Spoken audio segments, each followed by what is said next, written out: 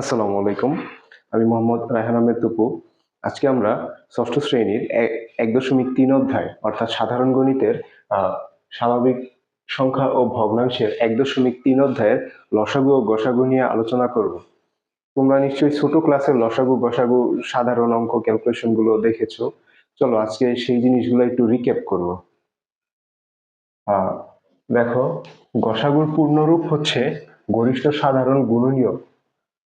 তোমরা নিশ্চয়ই গুণনীয়ক জানো। গুণনীয়ক মানে কি? যেই সংখ্যা দ্বারা বাকি সংখ্যাগুলোকে ভাগ করা যায়। আর গসাগুর দুই প্রকার: মৌলিক গুণনীয়ক ভাগ প্রক্রিয়ায়, আর হচ্ছে লসাগু গরিষ্ঠ সাধারণ গুণিতক। এটাও সেম, এটা কিন্তু গুণিতক অর্থাৎ গুণ আকারে বাড়তে থাকবে, আর এটা কিন্তু কমতে থাকবে। আচ্ছা, আর এটারও দুই প্রকার: মৌলিক গুণনীয়ক আর ইউক্লিডীয় প্রক্রিয়ায়। দেখো, দুইটার মধ্যেই মৌলিক গুণনীয়ক কমন আছে। কমন যেহেতু আছে, প্রক্রিয়া দুইটা সেম, তাহলে তোমরা লসাগু ও গসাগু মোট দুই চার প্রকারের মধ্যে যেহেতু দুইটা কমন আছে, আমরা মোট 3টা প্রক্রিয়ার মাধ্যমেই টোটাল 4টা প্রক্রিয়া শিখতে পারবো। চলো শুরু করা যাক। আমরা প্রথমেই গসাগু দিয়ে শুরু করি, কারণ ম্যাক্সিমাম স্টুডেন্টদেরই এই গসাগু করতে গেলেই কনফিউশন ক্রিয়েট হয়, আর লসাগু উল্টা। লসাগু খুব সহজ মনে হয়। চলো দেখা যাক। আমরা প্রথমে ভাগ প্রক্রিয়াটা যেহেতু সহজ, একদম ভাগ প্রক্রিয়াটা দিয়ে শুরু করব। চলো শুরু করা যাক। এখানে আমাদের উদাহরণে 28, 48, 72 মোট 3টা সংখ্যা দেয়া আছে। 3টা সংখ্যার মধ্যে আমাদের কাজ করতে হবে কি, সবচাইতে ছোট যে সংখ্যা 28, এটা দিয়ে সবচাইতে বড় সংখ্যাকে ভাগ করব, স্বাভাবিক ভাগ যেভাবে করি। চলো, এই 28 দিয়ে 72কে টোটাল কয়বার ভাগ করা যায়? 3বার যদি করি তাহলে 3 8 24, হাতে আছে 2, 3 2 6, 8 হয় না, তাহলে দুইবারে করতে হবে। 8 2 16, 6, হাতে আছে 1, 2 2 4, 1 5, বিয়োগ করো 6 1 16। চলো এবার আমরা 16 দিয়ে এই সংখ্যাকে, প্রথমে দেখো 28 দিয়ে 72কে ভাগ করলাম। এবার হচ্ছে আমাদের অবশিষ্ট ভাগশেষ আছে 16। এবার 16 দিয়ে আমরা 28কে ভাগ করব। 16 দিয়ে যদি 28কে ভাগ করি, 16 2 32, তাহলে দুইবার হয় না, একবার। 16 কে 16, তাহলে বাকি থাকে কত? 2 1 12। হ্যাঁ 12। তারপর আবার সেম, এটা দিয়ে যে সংখ্যা দিয়ে আমরা ভাগ করলাম 16কে ভাগ করব।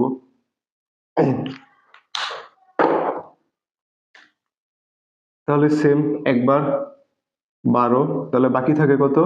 4। এবার দেখো, 4 দিয়ে যদি আমরা 12কে ভাগ করি, 3 4 12। দেখো, এইবারই একমাত্র আমাদের ভাগশেষ 0 আসছে। এবার চিন্তা করে দেখো, যেহেতু এই পুরা প্রক্রিয়ায় আমাদের 4 একমাত্র সংখ্যা পেলাম যেটা দিয়ে ভাগশেষ 0 আসছে। এবার দেখো, আমরা যদি একটু রিভার্স চিন্তা করি, যে 4 দ্বারা আমরা 12 ভাগ করলাম, 0 আসছে। এবার 4 দ্বারা যদি আমি 16কে ভাগ করি, 0ই আসবে। 4 4 16। এরপর আমরা 4 দিয়ে যদি 28কে ভাগ করি, 4 5 20, 4 6 24, 4 7 28, 28কেও ভাগ করলে 0ই আসবে। এরপর 4 দিয়ে যদি আমরা 72কে ভাগ করি, দেখো এটা একটু আলাদা করে দিতেছি, এই ক্ষেত্রে অবশ্যই 0ই আসবে। 4 একে 4, 4 32, 0। দেখছো? তাহলে ভাগ করলে আমরা সর্বশেষে যে সংখ্যাটা পেলাম, যেটা দ্বারা হচ্ছে আমাদের ভাগশেষ 0 আসছে, ওই সংখ্যা দ্বারা আমাদের পূর্বের সবগুলো সংখ্যাকে ভাগ করা যায়, এবং সেক্ষেত্রে ভাগশেষ 0ই আসবে। তাহলে এটা আমাদের চেক করার কোনো দরকার নাই। তাহলে আমাদের যদি এরকম 2টা সংখ্যার গসাগু বের করতে বলা হতো, এবং শেষে যে সংখ্যা দিয়ে আমাদের ভাগশেষ 0 আসতো, সেটাই হতো আমাদের এই বাকি 2টা সংখ্যার গসাগু। এবার দেখো, আমরা কিন্তু 28 এবং 72 2টা সংখ্যা, মানে সবচেয়ে ছোট এবং সবচেয়ে বড় 2টা সংখ্যার ভাগ করলাম। আমরা কিন্তু আরেকটা সংখ্যা মিস করছি, সেটা কত? 48।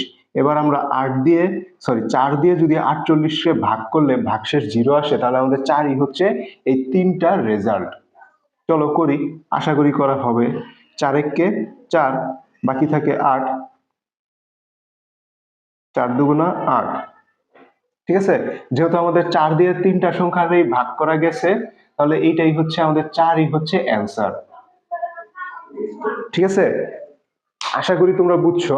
মানে প্রসেসটা হচ্ছে আমরা সবচেয়ে ছোট সংখ্যা দিয়ে সবচেয়ে বড় সংখ্যাকে প্রথমে ভাগ করব। এই যে ভাগ করলে এইটা আসে এবং এইটা আমাদের ভাগশেষ। তো আমাদের ভাগশেষ যেটা থাকবে ওইটাকে আমরা ভাজ্যকে আবার ভাগ করব। ঠিক আছে, সরি, এটা হচ্ছে ভাজ্য, এটা হচ্ছে ভাজক। আমরা 16 দিয়ে আবার ভাজককে ভাগ করব। ভাগ করলে যে আবার হচ্ছে যেটা অবশিষ্ট থাকে ওইটা দিয়ে আবার সেই ভাজককে ভাগ করব।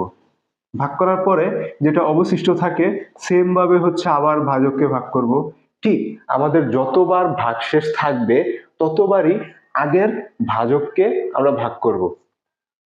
ভাগ করলাম, ভাগশেষে এবার 0 আসছে। ভাগশেষে এবার 0 আসছে মানে হচ্ছে আমাদের আগের যে দুইটা সংখ্যা দিয়ে আমরা কাজ করছি সেইটার ঘষাগু এই এই ভাজকটা। আচ্ছা, তারপর হচ্ছে আমরা যেহেতু একটা সংখ্যা মিস করলাম সেই সংখ্যাকে এবার ভাগ করব। যদি হচ্ছে আমাদের এইটাও ভাগশেষ আসে তাহলে এইটাই হচ্ছে, সরি, এইটাও যদি ভাগশেষ 0 হয় তাহলে আমাদের উক্ত ভাজকই হচ্ছে আমাদের তিনটার ভাগ গসাগু। চলো, এটা মোটামুটি শেষ এই প্রক্রিয়াটা।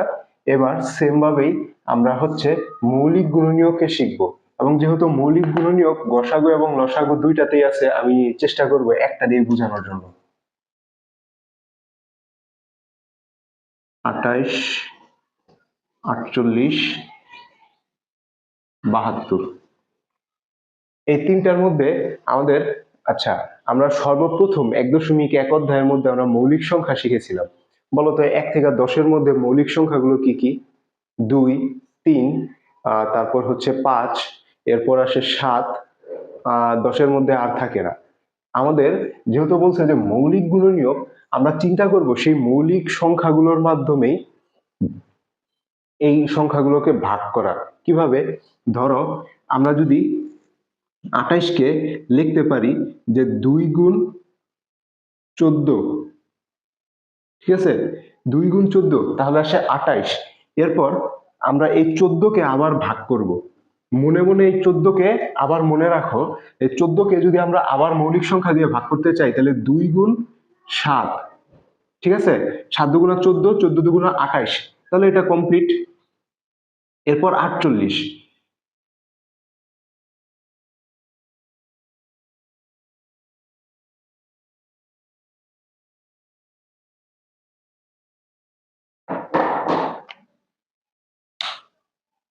48-এর ক্ষেত্রে আমরা 2 এর সাথে কত বসাতে পারি? 2, 4, 14, হ্যাঁ 14, সরি 24, 24 দুগুণা 48, হ্যাঁ 2, আচ্ছা 2 গুণ 24। এরপর এখন আমরা মনে মনে 24-কে ভাগ করি। 24-কে ভাগ করলে 12 দুগুণা 24, তাহলে 2 গুণ 12। এবার 12-কে আমরা ভাগ করতে পারি 6 গুণ 2, 2 গুণ 6, তাই না? এরপর আবার 6-কে ভাগ করা যায় 3 গুণ 2, তাহলে দেখো 3 দুগুণা 6, 6 দুগুণা 12, 12 দুগুণা 24, 24 দুগুণা 48, ঠিক আছে, তাহলে এটা হয়েছে।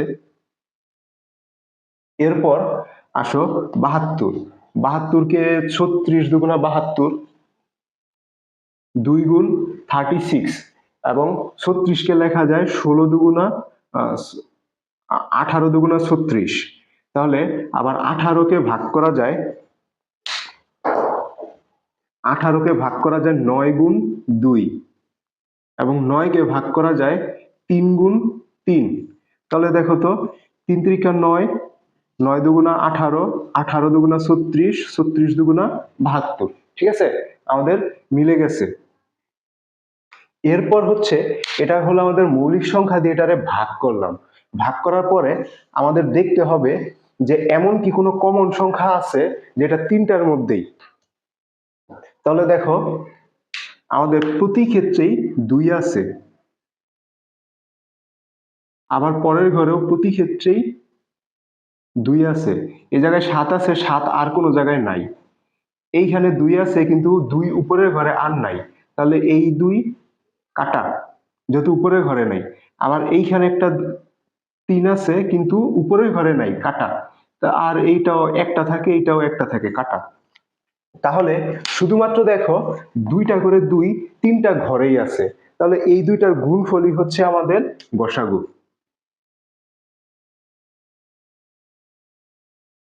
2 গুণ 2 সমান সমান 4। আচ্ছা, তাহলে দেখো এই ক্ষেত্রে আমাদের গসাগু কত? 4। এই ক্ষেত্রে আমাদের গসাগু কত? 4। তাহলে দেখো আমাদের প্রক্রিয়াটা মিলে গেছে। এবং সবসময় তোমরা যেই প্রক্রিয়াতেই গসাগু করো, মৌলিক গুণনীয়ক বা ভাগ প্রক্রিয়ায় গুণনীয়ক, সব ক্ষেত্রেই তোমাদের গসাগু বা অ্যান্সারটা সবসময় একই আসবে।